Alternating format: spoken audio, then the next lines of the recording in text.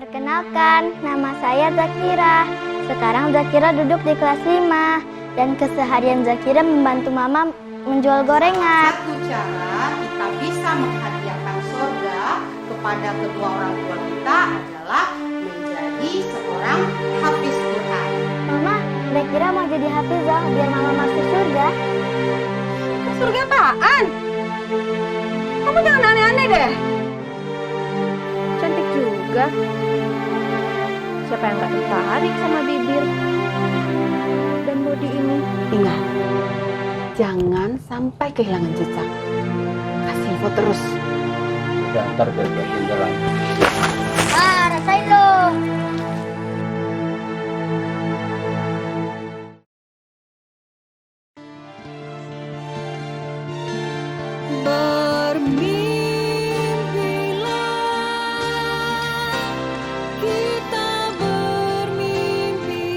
Gorengan kamu nggak habis.